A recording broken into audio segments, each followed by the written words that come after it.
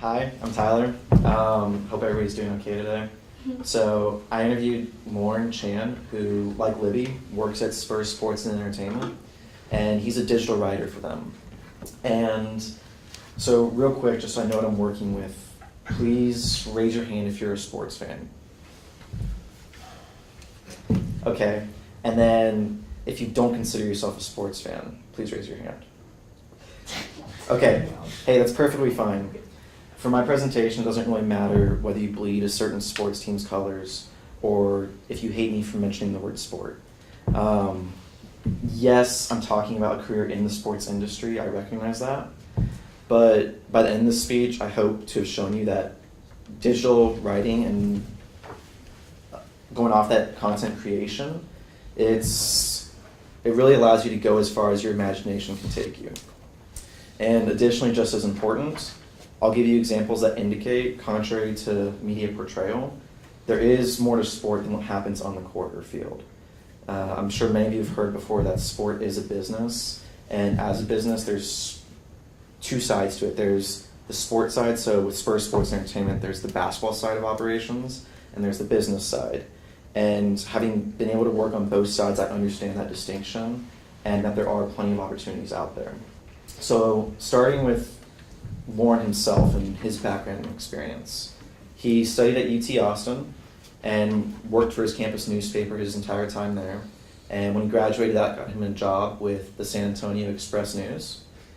In 2009, for the Little League World Series, a San Antonio team, McAllister, was able to make the Little League World Series, and Lauren went to his boss at the time and pushed the envelope and said, hey, these are the reasons you're going to send me there to write on it, and this is how much it'll cost. And next day he was on a plane to the Little League World Series, and because of his assertiveness, he was able to go there, and in covering that series, he was able to get local recognition.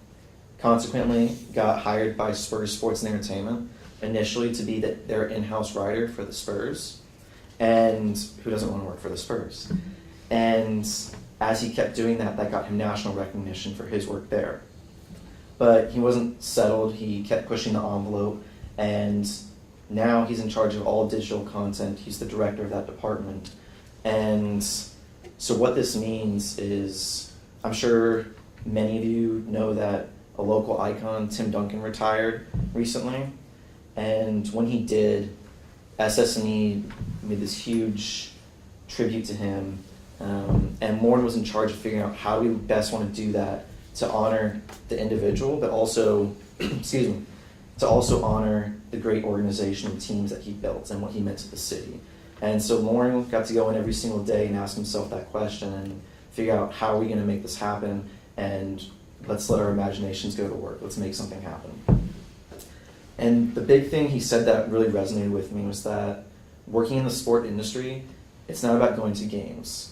For a frame of reference, entry-level positions are $30,000 to $40,000. So if you want to go to sports games, get a job that actually pays you money and buy the tickets yourself. That's a little smarter. But what he gets out of working in sports is every day he gets to tell a story. And that story has the chance to touch millions of people who read his content.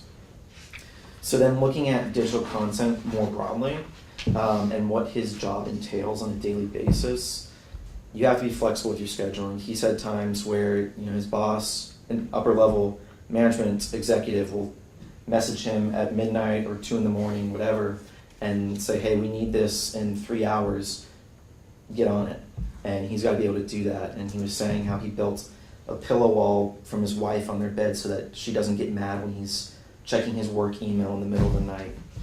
And you just have to be able to make that sacrifice. And going a step further, not even see it as a sacrifice. You enjoy making that dedication to your work.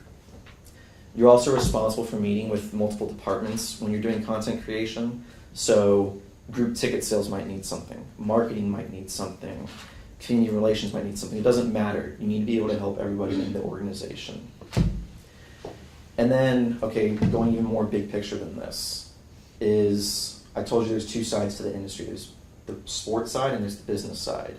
And so this is just one career that shows you there is a lot out there.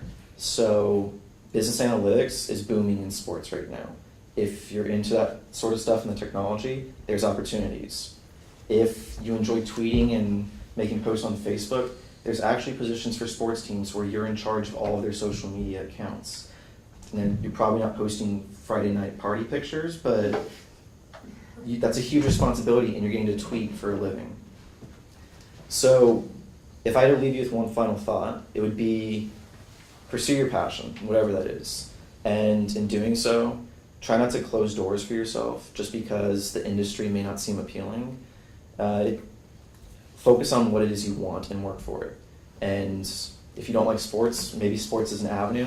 If you love sports, maybe get a job that pays and buy tickets to the games, because money's not in sports. But I really hope I've shown you that there are many opportunities out there, with content being just one of them. And there are tons of opportunities out there. So thank you.